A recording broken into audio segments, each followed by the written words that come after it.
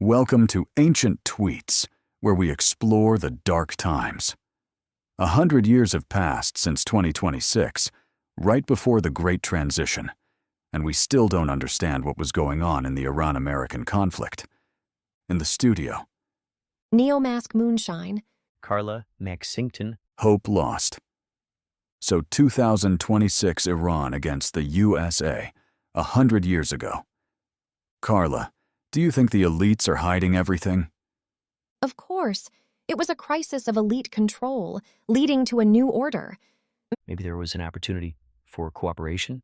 They should have built a bridge of democracy for Iran, not a lever of power. Let's start with the goals. According to game theory, it's all about survival. In 2026, the US wanted hegemony, a balance of power in the Gulf for its security. Iran wanted the survival of its regime, regional leadership through a network of proxies. In addition, international players such as China and Russia aimed to weaken US leadership. But the US declared itself an independent actor. Hope, do you believe they could have simply talked? At first I thought the U.S. was promoting democracy, but now I see Iran could have integrated into the global economy. Then the U.S. could have lifted the sanctions. China and Russia through BRICS were seeking multilateralism, cooperation through international institutions, and equal rights and negotiations could have saved everyone. No, the U.S. needed global control over oil. At that time, oil was the foundation of the world economy. Oil is tied to the dollar, and fluctuations in oil prices could create an economic crisis within the U.S. The U.S. was interested in ensuring that its oil companies could profit from oil. Furthermore, oil is a lever of geopolitical dominance.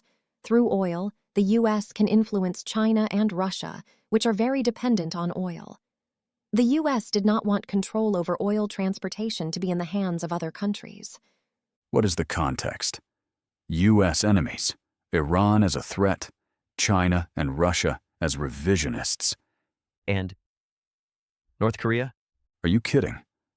Allies in this region, Israel, Saudi Arabia.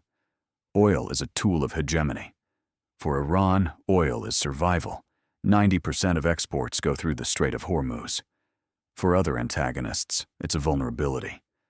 Carla, why don't the U.S. want to block the strait? 20 to 30% of the world's oil passes through the strait. A blockade would cause a rise in oil prices, a recession, and a crisis in the U.S. economy. This could lead to war with Iran too, and it would harm diplomacy with Oman, Qatar, and Turkey. These are our mediators and allies in the region. The UN could stabilize the situation. The U.S. is the main actor in this anarchic time. Why should the U.S. sacrifice its leadership? We are talking about survival. The U.S. uses sanctions against Iran, tariffs, organizes protests internally, nuclear negotiations, pressure through allies. Hope, sovereignty is sacred. Economic dominance is very important for the U.S. to maintain leadership. The U.S. doesn't want a crisis for its elites.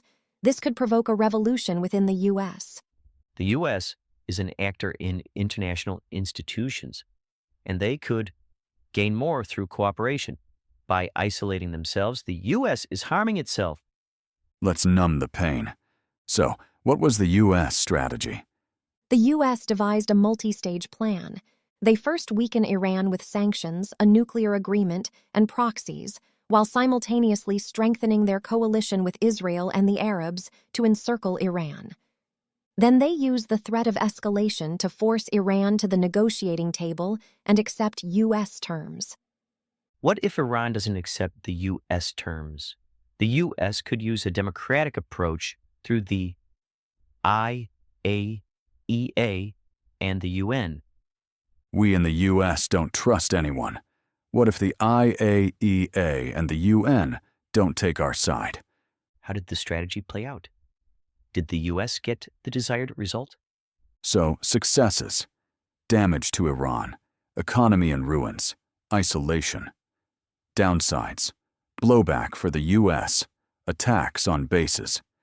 The Iranian population rallied together. China and Russia strengthened their alliances, but lost part of the oil market. Therefore, they developed gray schemes. I'm confused by this multi-stage plan, so did the U.S. win or lose? Iran closed itself off to a democratic regime, and the North Korean regime became more justified. They turned out to be the main beneficiary of this political struggle. Are you kidding? Interesting news from 2126 for those who listen to the end. In the Arctic, at 4,000 meters, the U.S. Army recovered 3 drops of oil from a giant squid. I'm sure they could have negotiated with the squid. It doesn't need the oil. All 3 drops will go to create a vital product for humanity, Coca-Cola. And with that, we say goodbye.